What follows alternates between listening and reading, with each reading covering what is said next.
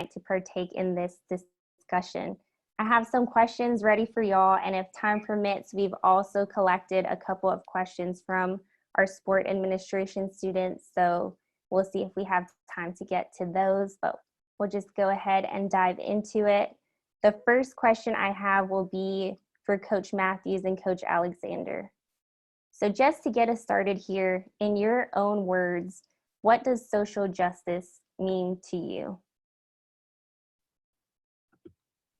I'll start. I'll just say, at its core, it's a belief that all humans have the same rights and opportunities and treatment. It's social justice, discrimination, and we all hear that, gosh, on TV shows and legal matters, based on race and religion and gender and those kinds of things as well. I find it interesting in thinking about this that, America has a lot of laws in place to protect social justice. We've got public services and public schools. We've got insurance. We got equal rights to vote, equal rights to work.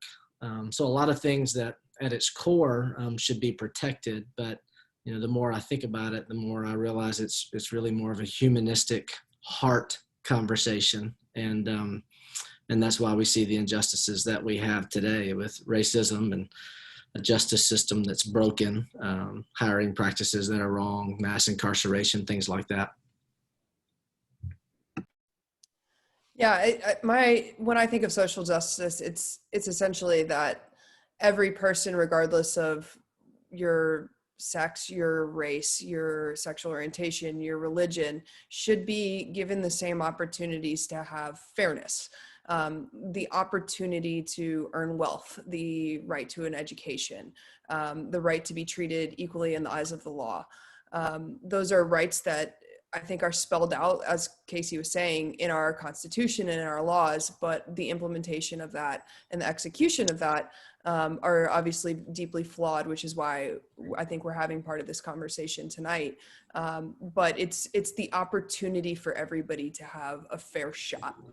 And to have to not be, very similarly to, as Martin Luther King said, judged by the content of your character, same opportunities rather than preconceived notions, whether impediments to the ability to be successful in the pursuit of happiness, the pursuit of everything that we're looking for and our country was founded on.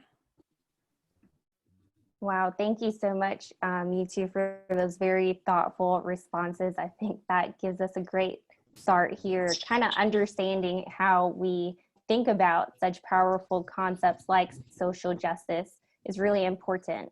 And I think that gives us an excellent starting point to kind of delve a little bit deeper into this discussion on social justice in sport. So thank you so much. That was really great. My next question here is for our three other panelists. So Xavier, Kenisha, and Coach Brooks, please feel free to chime in.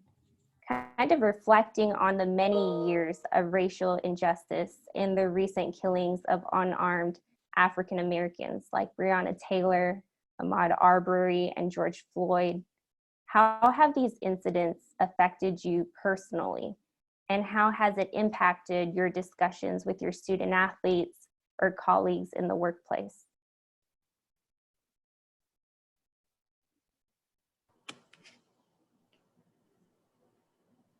I guess I'll go first.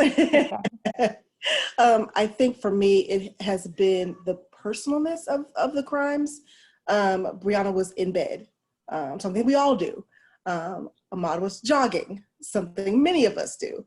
The things that stood out the most this time, because there's been so many instances that have hit home before, but those are two things that I do. And so to feel like I can't be safe even in the most safe place, which is supposed to be my home. And then for the information to be hidden from us for 4 months before we even found out as a society that that's what happened to her was stunning.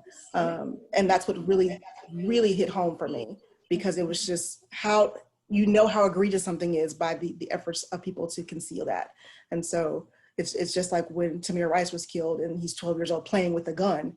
And then there's people who play with guns and nothing happens to them. And so the egregiousness of what happened to unarmed citizens doing everyday regular things is what really struck a chord with me. And for working with young people and having them feel a new level of lack of safety, because those are everyday activities that they have been stripped away from feeling like it could be safe to go jogging when you've been told your entire life that that's as long as you're doing the right thing, everything will be okay. So it's been very difficult to navigate that space, but I've been very fortunate to be with a community of folks here at Belmont who are engaged in the conversation, whether it be slowly or it's just a river rush and we just want to get it out and we just want to have the conversation. Thanks, Kenisha. Yeah, I'm kind of the same way as Kenisha. It's at this point now, have you seen so many people who's been murdered and the life taken away too soon? It goes back to showing it's like, and to a certain point, like me personally, I was getting numb to it. So you've seen something every month in the news about a kid getting shot or somebody's jogging or somebody's working out, they getting arrested. So it's definitely took a step back, and always on other panels I've been on a discussion, I said that COVID has been a blessing and a curse that people have been, getting sick and losing lives doing it. But if it wasn't for COVID and everything put on pause, would we just seen what happened, everything going on, like sports are still playing, if stuff is still in the news. So I think people had more time to sit down and kind of see what was really going on for so many years and still going on. So it's been definitely tough for sure. And talk to my GAs and even former interns that I worked with, they reached out to me and just asking questions of trying to learn of what they can do better. And that's really good. I think that's a lot of things people need to do is learn and just figure out what can you do and what you can do better at this time. Because I'm still learning. I'm 30 years old. I'm still learning. So it's one of those things. It's tough. And my mom is now it's more worried. Like she's texting me every night. I'm 30 years old. She's texting me every night and calling to make sure I'm made at home safe, going to the store, doing something. We have basketball games that won't end till 11 at night for double hitters. So she's always making sure you're home safe and stuff like that. With a parent, it's always natural to worry, but when it's intensified, you're seeing people who's supposed to protect you. It's definitely tough. And I'm on both sides of the fence. My brother's been in law enforcement, and now he's a federal agent in San Francisco. So my mom's worried about both sides, so it's definitely tough and definitely a unique situation. But I'm glad people are talking and people are actually trying to make a difference. So that's a positive in the right direction.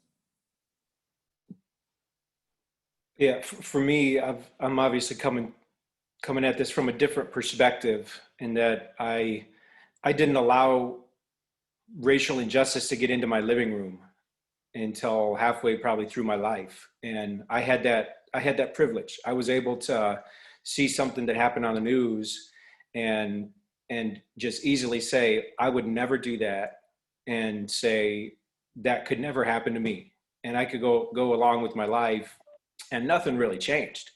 And I don't know how I did it. I'm 30 years old as well, Xavier, plus a couple. I don't know how I did it, but I got this amazingly wonderful woman to fall in love with me, and she happened to be Black. And I started to see the world from a different set of eyes. And some of the things that I never imagined still happened. I started to see some things that still to this day happen.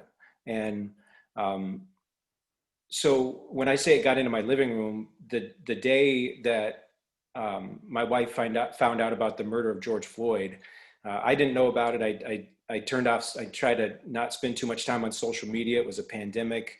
I probably had a long hair and a long beard, and who knows what I was doing. But my wife cleaned the house all day from 7 a.m. to and finally, my really smart brain realizes something's not right, and say, babe, what's up here? And she told me about it, and it hit me that it is in my living room. It's impacting my everyday, that I feel it, I see it, and I feel helpless, like I can't fix it. And that's a hard thing as a dad and a husband, to see your wife suffer and you can't help her. And then to think that those little babies, Ahmad, every single one of those Black lives that has been lost is someone's baby. And there's a family out there that is hurting. And for us to not have an answer, and then I look in the mirror and I say, well, you know, how in the world have I not been a better ally to the people that I work with, to Kenisha and to Xavier and to the people on my team? How have I not been better at making sure that everyone's comfortable talking about this subject? And so I think the conversations that have happened since George Floyd's death, I think tipped it. The conversations that have happened have been, I think, unbelievably positive, extremely necessary, but I think they're just a very small portion of what we need to get hopefully moving in the right direction.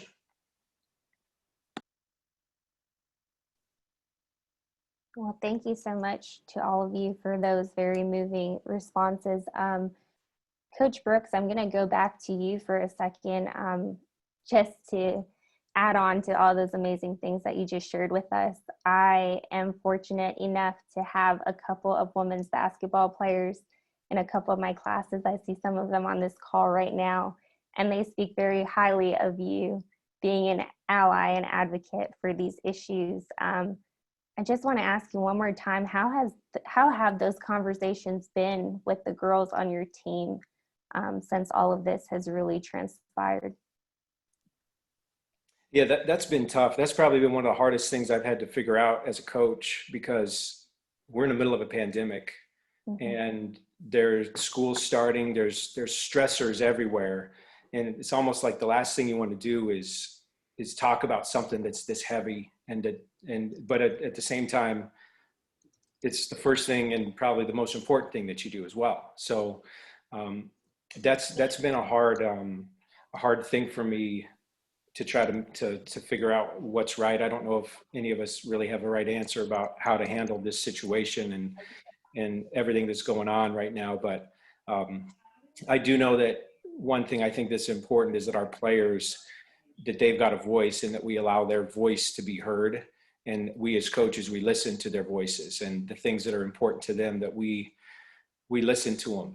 And we try to be, like I said, we try to be an ally for all of our players, but we also try to have a community and a platform where we can talk to each other and have real talk, not the talk that everyone thinks is important, but we're actually talking to each other and communicating about what's really going on. And I think some of those conversations have happened now, probably more than any other time, at least that I can remember. Coach Brooks, thank you so much for elaborating on that. It sounds like you're doing an excellent job and really getting through to your players. Kenisha, Xavier, Coach Brooks, my goodness, I don't even know what to say. Y'all hit on so many very, very important topics and components to this, that is sport and social justice. Kenisha just, mentioning that these are everyday life things that people are doing nothing wrong, right? They can be doing all the right things and still face literally deadly consequences. Xavier talking about, the impacts of COVID, but also the impacts that these sorts of issues have on your family and extended family in ways that we may not always think about. And Coach Brooks, thank you for just sharing your insight and kind of how it's affected your family, your personal life, and your players. Y'all hit on so many amazing things. I admire and respect you all so much and appreciate, you being an ally, an advocate, and just helping your GAs, your student athletes, and all of those things. I think it's wonderful work that you all are doing. And if there's one thing that I think we can take away that from everything that was just said, it's that we may all come to understand these topics in different ways, but we all feel it very deeply in different capacities, which kind of brings me here into the next question. Lately, we've certainly seen this in the college sport community, as student athletes have been at the forefront, organizing and advocating for change on their college campuses. So this brings me to my next question. Coach Alexander, in your opinion, kind of going off of what Coach Brooks started, how can we as coaches, athletic administrators, and faculty members help to support and empower our student athletes during these trying times? Well, first, I think the first one's easy. I mean, it's have greater awareness about what's going on in the world around us, you know, and if you don't by now, you've had your head in the sand and you're pretty interested in just what's going on in your life. You know, I've learned a lot about this issue over the last several months that I never would have thought about, you know, so shame on me. But I'm grateful that I've had to learn it, and I've had to learn some hard lessons just by paying attention. You know, I learned a long time ago that, you know, the absence of conflict is not necessarily bliss. You know, in my view of Belmont and even the world around me, because I've lived a really privileged life, I see Belmont as a caring community, a great community to be a part of, where people, I think, love each other well and accept each other well. You know, that teaches me that Belmont's a safe place and a good place to be. But what I've learned is that's just the way that I see it, and everybody doesn't see it that way. And you know, when you think about our athletes and specifically Black athletes on our team, for example, the ability to listen to them clearly, hear them, allow them to share their, gotta get my light back on in here, allow them to share their opinions, you know, with us and how they're feeling. We had several Zoom calls that were, you know, with a lot of really deep conversations with everybody on our team. We brought former players back to share their experiences of Belmont and what they've learned in the world since they left Belmont. So just a listening ear there was, you know, really, really important. And just the general ability to show them that we love them, that we care about them, that we're trying to come alongside them and empower them and make them, you know, and create a world where social justice is alive and racism is not. You know, that's really what we're trying to do. So just being able to educate, evaluate myself, you know, what do I believe? Why do I believe it? How does what I say and what I believe and what I do, how do those things align?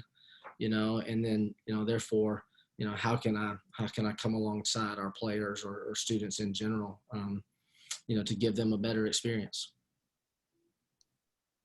Thank you, Coach Alexander. I think that self-reflection piece is huge, right? For all of us, no matter how much we know or think we know, we all continue to learn more and more on these topics really daily. And I love what you shared about having your former players come back and engage your current athletes. I'm a big advocate for kind of bridging the gap between the former and the current. So I think that's a great strategy to implement. Coach, oh, go ahead. I mean, just, you know, things like what we're doing today, keeping the conversation going, you know, obviously that's a real critical component to this whole thing. I think there's ebbs and flows in all of these conversations, but I think we're in a much better place today. That's comforting to me, that just the awareness level across our country is better. But, you know. Hell yeah, they choke like motherfucker.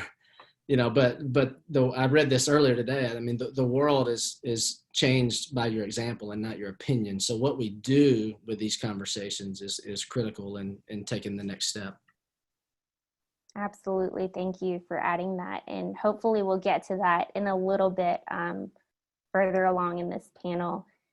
Coach Matthews, is there anything that you would like to add to Coach Alexander's response? Maybe things that you do within your team or things that you may have seen implemented with other programs? Yeah, so being on the job less than 2 months has made this a little bit more challenging, because one of the greatest challenges for us as coaches, and I think one of the things that we're tasked with leading our programs, is creating a culture where it's safe. Where when we talk about family, we like to talk about being a team as a part of being a family. Well, with doing that, that is embracing our differences, respecting each other for who we are.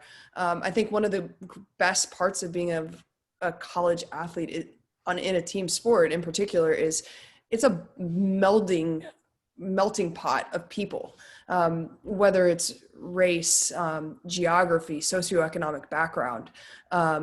College in so many ways is the time that you get to step outside of your comfort zone, learn and meet new people that you've never met from different backgrounds. You could be from the country and your roommate being right from the middle of a city, and it's your opportunity to learn, to ask questions, and to recognize what we don't know. I think when we think about learning in college and at a university, we think about lectures about whatever our course of study is, but it's really an opportunity for us to meet people from different backgrounds. And this is a perfect example of that. So I think the first step is creating an environment where everybody feels safe and has a voice, and we learn to appreciate each other for who they are. At my previous institution, when a lot of this was happening, right when George Floyd died, the first thing I looked in the mirror, I said is, I'm white and I don't know what I don't know. I had several African-American players on my team, and the first thing I did is I called them and I said, I don't know what to do. I don't know how to have this conversation, but I want to try. And trying to create an environment where they felt as though I hope I've created an environment where you feel loved and accepted for who you are. And just saying that and having that, it felt as though it was well received, but also acknowledging just like, I don't have any idea. I don't know what it's like to be Black in America. I don't have any idea, but I want to try to learn to the best that I can, even though I will never fully comprehend it. And I think being able to have that conversation and put ourselves in difficult positions, we're an authority figure as coaches. And for us to just say, I don't know this, but I would love to learn from you, and to try to understand you more. I think there's something very humbling about that, but also something that's really brave about that. And I think we can all do that as teammates and as coaches, and trying to create an environment where that's embraced, I think is a big challenge that we have as coaches. Coach Matthews, thank you so much. I mean, that's definitely a great approach to things. I think that transparency piece is huge, and really appreciated by the student athletes. I would assume I am a former student athlete myself, played softball in college, so I do know what it's like to be on the other side of that coin. So that was nice to hear.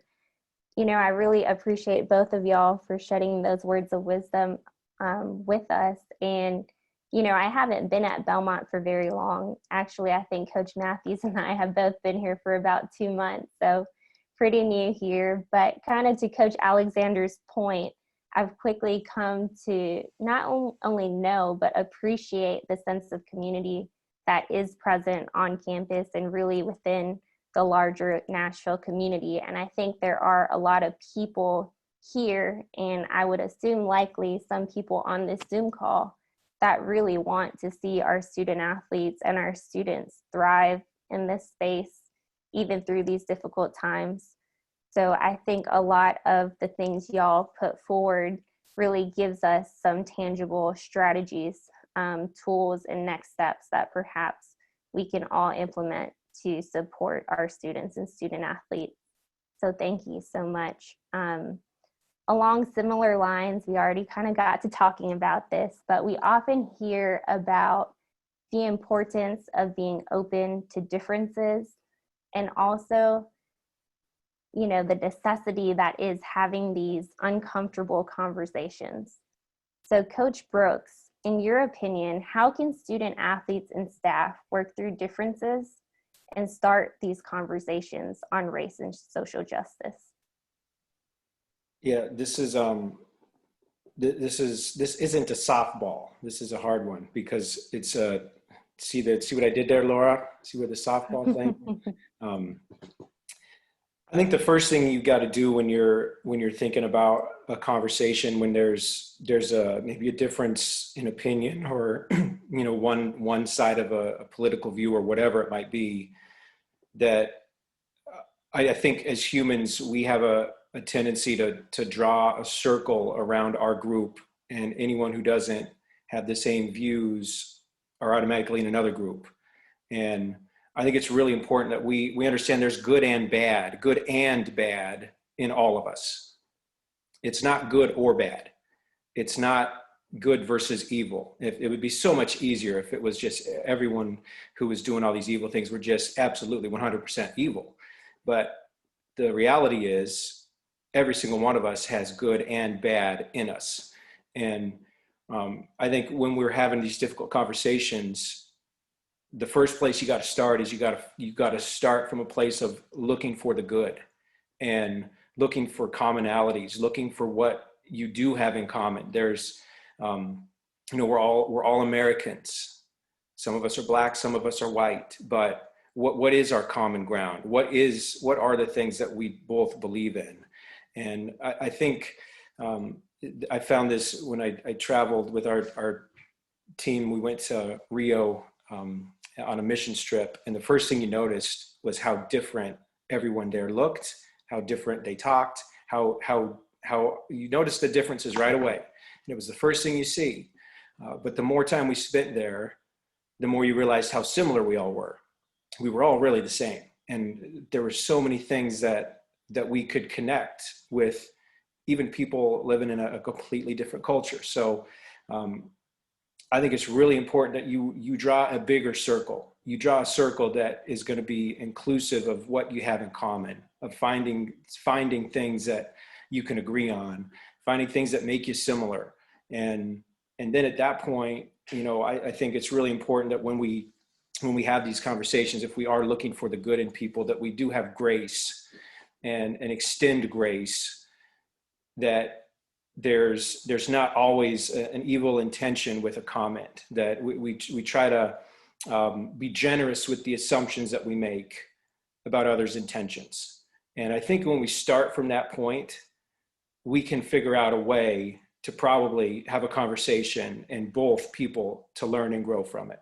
Because every experience, I'm not Black. I don't know what it's like to be Black. I get to see through my wife's eyes bits and pieces, but I have no idea the burden and the exhaustive life that she has led at times, dealing with some of the racial injustices that she's dealt with. And so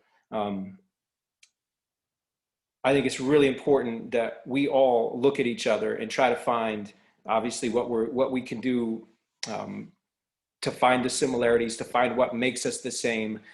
And then I think that's going to allow us to respect differences and maybe appreciate the differences even more, because this is diversity is a beautiful thing.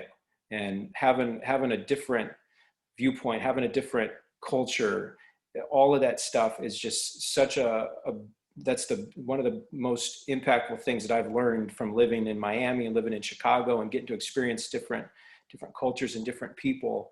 I think that's I don't know how much that helped or hurt, but that's kind of how I would approach it. That find the good in people, look for the good, be generous with your assumptions, and extend a little grace when you're talking to people with different viewpoints.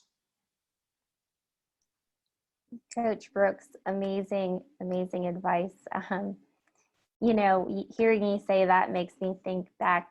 I had an advisor in my doc program he does diversity work, Dr. John Singer.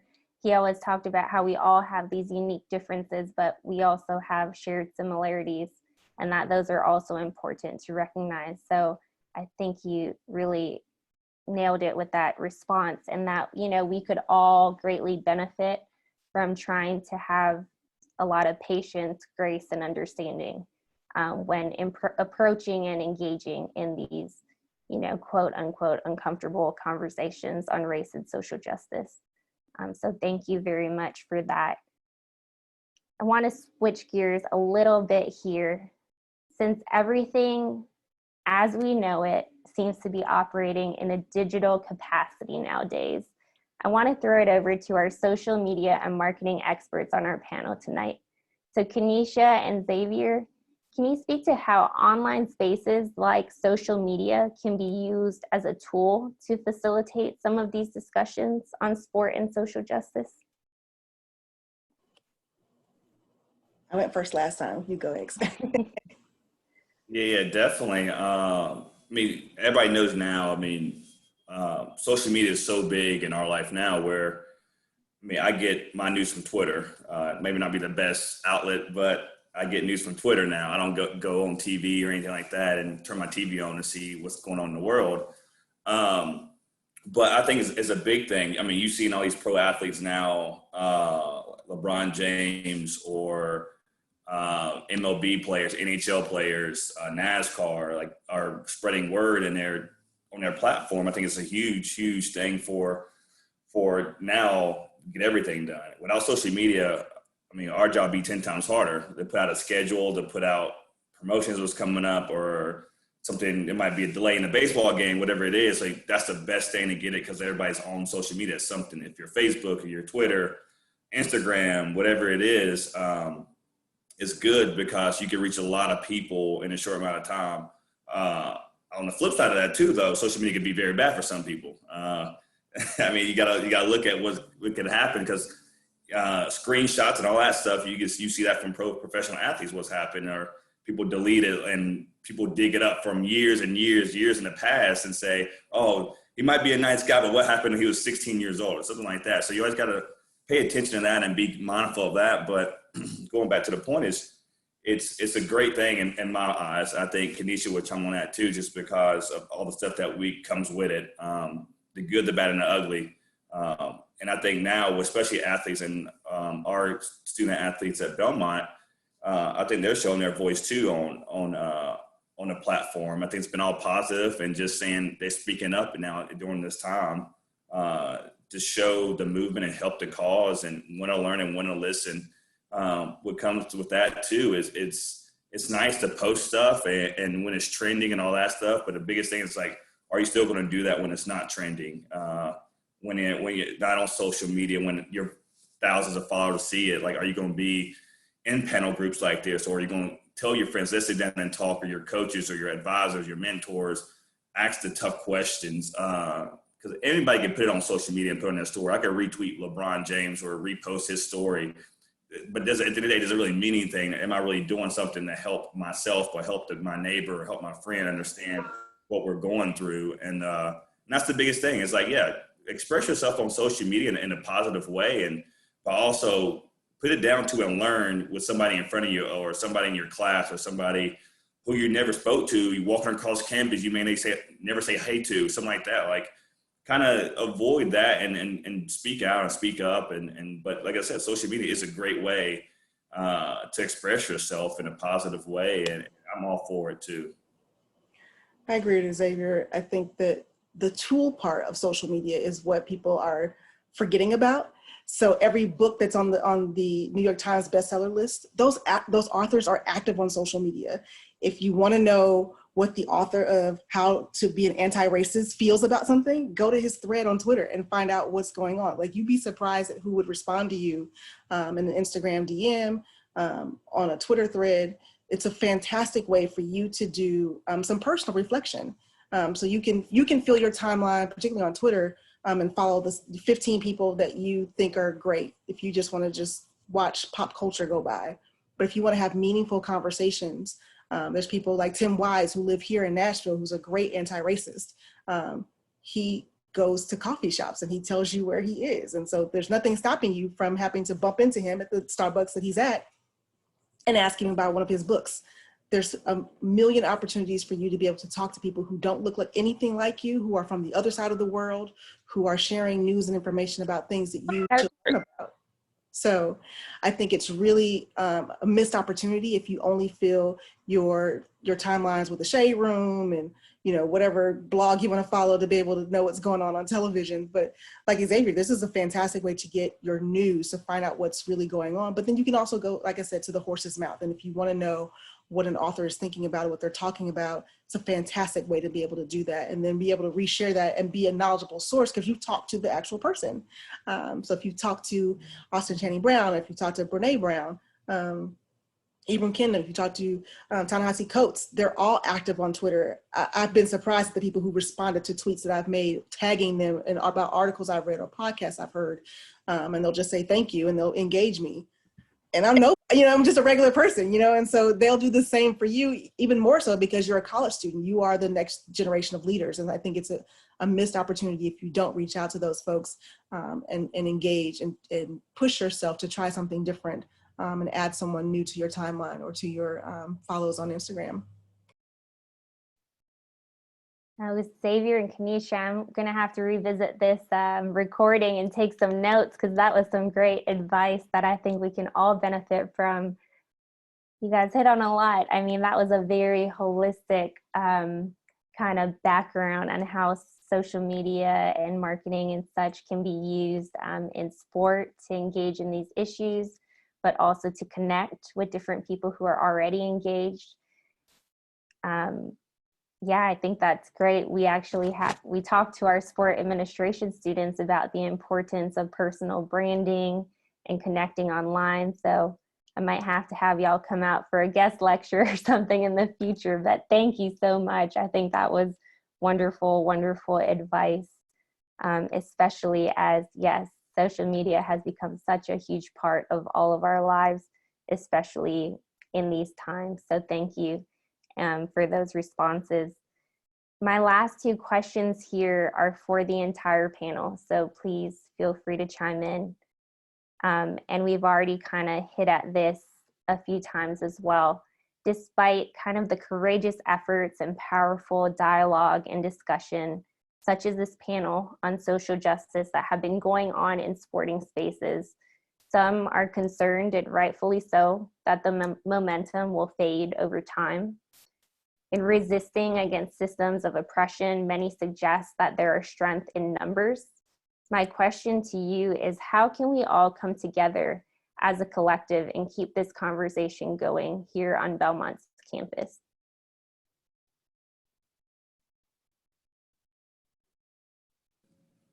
I would say how to keep it going. I think you just need that one group of people who aren't afraid to think what people care about them. Like, just go out and start those groups and panel groups on your own, and Zoom calls, and set out a link and message boards, and get this conversation going and talk and figure out, learn, or ask for, reach out to a mentor, somebody in athletics to come for a guest speaker or whatever it is. And if people say no, I'll be very surprised. I think a lot of people want to learn more about what's going on, and I think that's the biggest thing to keep it going. Like I said before, like, are we going to keep talking about this when it's not trending?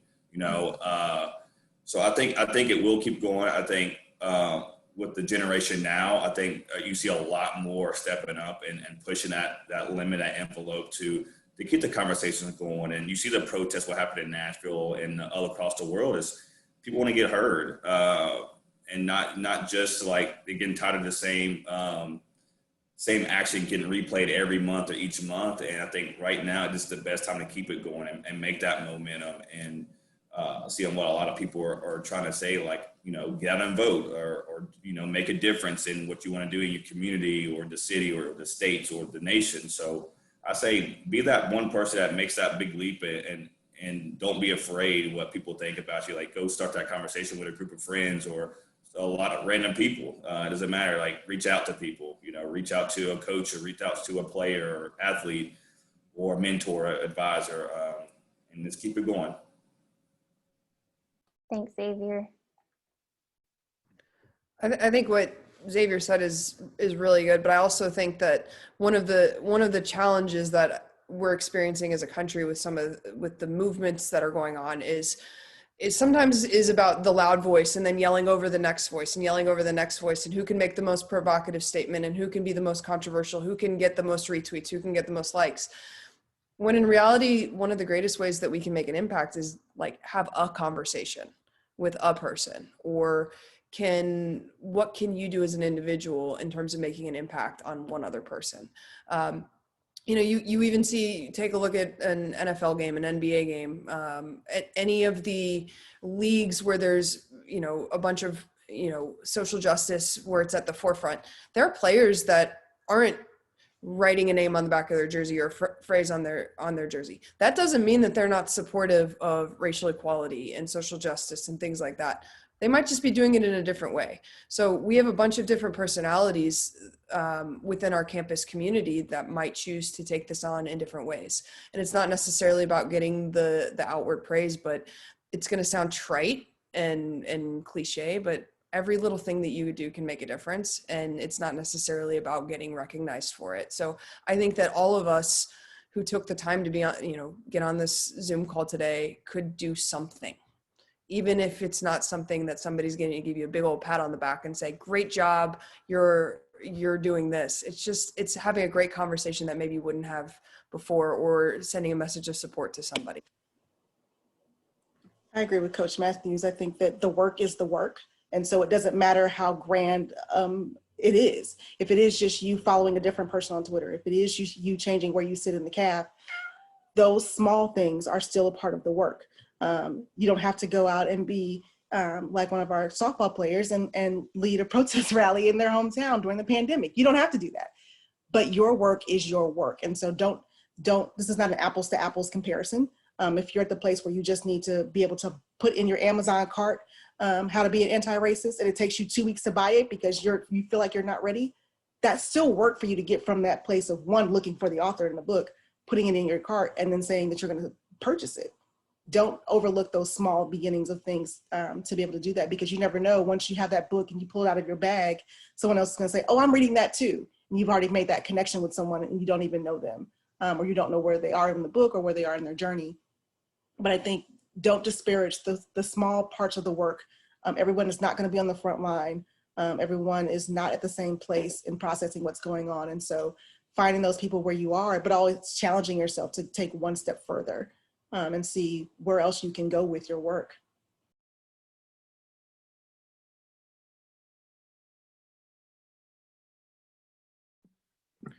I would add that, you know, one of the greatest things about being a part of a team is the shared responsibility that comes with it. And Coach Brooks was talking about that earlier. Coach Matthews was too, just the differences that we all have. And, you know, sometimes that gets messy. And I heard it, we talked about family earlier today. You know, families are messy. There's a lot of dysfunction in a lot of families, mine included. And you've got to fight through some of that stuff sometimes. And, you know, I think being prepared to be knocked down a little bit in these conversations is okay. That's going to happen. At Kenisha's advice, I read Me and White Supremacy, and I'm telling you, it was a kick in the teeth. It wasn't easy to read. You know, I learned a lot about myself and how ignorant I am to a lot of these conversations. But I'm better today because I read it, and I've learned a lot about what I can do moving forward. You know, and Renee Schultz is on this call, and she's on the Diversity Council, as is a few people here, and, you know, just being part of their conversations throughout the summer, being part of athletic department conversations throughout the summer, being part of our team conversations throughout the summer, being a part of this conversation today. You know, that's all part of the shared responsibility that we have with each other. You know, and we also get to celebrate progress. I think we're a lot better off today than we were yesterday and weeks before. I think we got a long way to go as far as racial justice is concerned, but I think we're better. I use the Colin Kaepernick example as the example for me. You know, 4 years ago, however long that was, I didn't understand it. I was mad about it. I didn't identify with it. And whether I agree or would kneel down beside him today, I understand it better. I can relate to his cause better. I can empathize with him and how he feels better. And it's just by being aware and being willing to share the responsibility.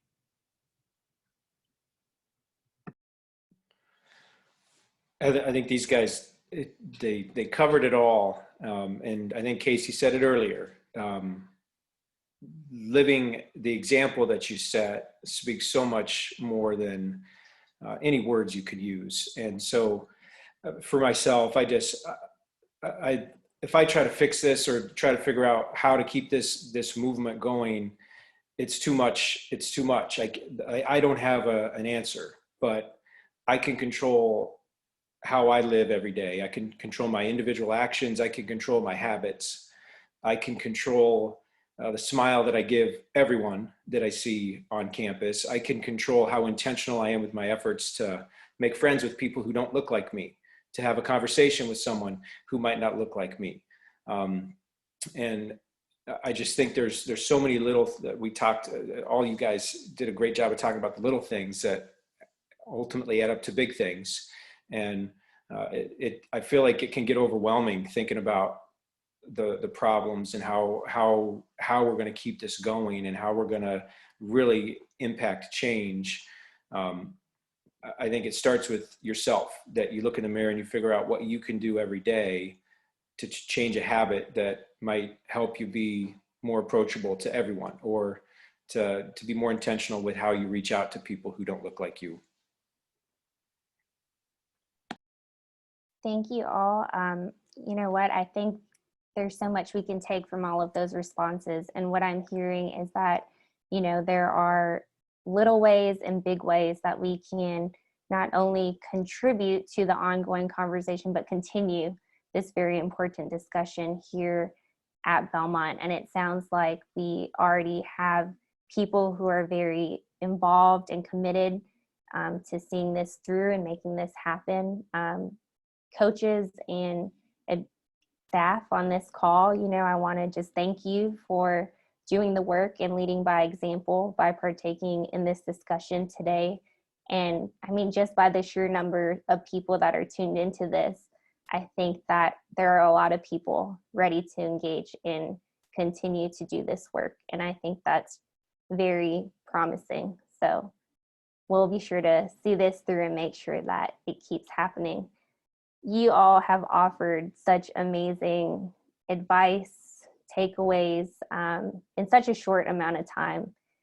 And so I have one more question, and I will be coming around to each of our panelists. So start thinking of your responses here. My last question is just, what is one piece of advice, word of wisdom, or message of encouragement that you would like to offer the people joining us on Zoom tonight?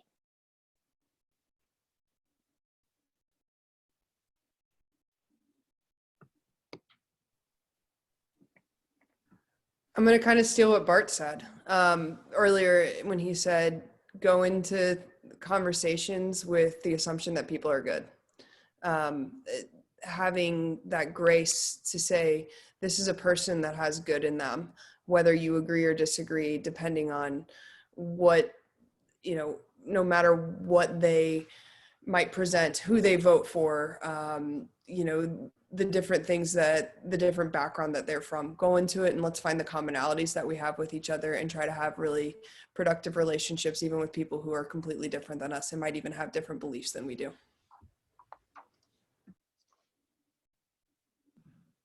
I would say probably, you probably heard it a lot, is just get comfortable with being uncomfortable in tough situations, in tough conversations. I mean, it happens every day. You might not be comfortable with situations. It's okay if you go to a panel or to a group and sit there and just listen, because that speaks more volumes, where you listen and you want to learn more before you jump into those conversations and ask those tough questions. And I mean, I've seen a lot growing up and seeing what my mom went through and all that stuff. And at a young age, me and my brother was pulled over, and you know, when we were younger, and I didn't know why we got pulled over. You know, I asked the question to my mom, and she was like, "Oh, I never thought about, you know, I got to teach you what's going on."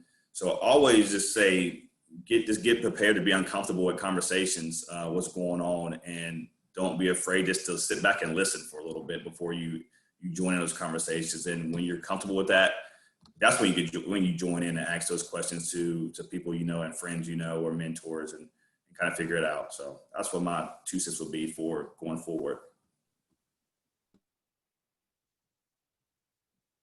I see it as a great opportunity for growth.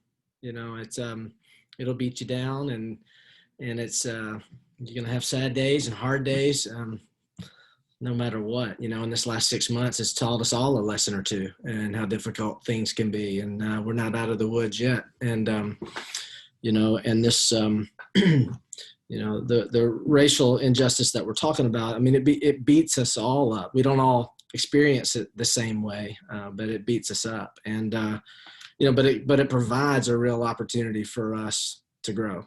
That's what adversity is. That's what coaches love to bring to the table for their teams. And how are you going to respond in those moments? And on a human level, it's a great opportunity for all of us, to learn how to pick ourselves back up, to learn how to rally together, to learn how to turn the page, whatever you want to say about it. So that would be my encouragement. I would just say, do your best to not put people in a box. Try not to label people. Try not to assume that he's white, so this, that she's black, so this, that we all are different. We all have different experiences. My experience as a white male is so different than a lot of other white males. And we just got to be understanding that everyone's experience is unique to them. Their story is unique to them. And the other thing, I think we need to work really, really hard as a campus community, wherever you are, where you work, that you work to connect with people. You're really intentional with how you work to connect with people. And I'm talking eyeball to eyeball connection, not text connection, not Twitter connections. I'm talking eyeball to eyeball, have conversations, obviously while maintaining social distance and your masking policies always, but work to have real meaningful relationships with people. And the more time you spend with people, the less time you spend on your phone, probably the more fulfilling your days are going to be. And you're probably going to sleep better at night, and you're going to wake up better in the morning, and life is going to be better. So get off your phone and start connecting with the people that are right next to you. I would say that I would want people to remember that being an ally is not a destination. There's a journey that you go through. And so part of being an ally is not you saying that you're one, is having someone in a marginalized group say, this person has put in work and they have sat down and talked with me. They see me and treat me as a human and respect me, and they have done the work. And so my cat is really excited about this part of the conversation. But I think that if we treat allyship as a destination, we are doing it a great disservice. We're doing the people that we're supposed to be uniting with. It's a great disservice if we come together, like Renee says in the chat, being stronger together, and realizing that everybody can be an ally. I can always be a better ally to LGBTQ folks. I can always be a better ally to disabled folks, even though I am disabled. And there's so many things that we can all be better allies at, but we have to not treat it as a destination and a thing you can check your box and just say, oh, okay, well, I did that. And so I've never called anybody a slur, so I'm great. And you've never checked yourself. You've never asked a person of color. You've never asked a marginalized person before, hey, are we good? Have I ever done anything to offend you? Have I ever done anything to make you uncomfortable? If you're not having those uncomfortable conversations, like Xavier mentioned, being uncomfortable, being comfortable, being uncomfortable, you're missing an opportunity for us to get on the path to true allyship, which is really walking lockstep with people who don't look like us, who don't have experiences like us, and finding out what it's like to treat everyone as humans. We're missing an opportunity if we just treat it as a checkbox and an opportunity to be popular and follow the social media trends and join on a hashtag just because that's what everyone else is doing that day. If you treat it as something that is a part of your life as opposed to a checkbox, you will get so much further with the groups that you claim to be in allyship with. Kenisha, very well said. Those were some powerful words to end with. So, wow, I mean, what an amazing conversation. You all are all amazing coaches, administrators, but also teachers. I have to say, I really enjoyed kind of hearing what you guys had to share and moderating this panel. Thank you again so much for your time and your willingness to contribute to this very timely and impactful panel.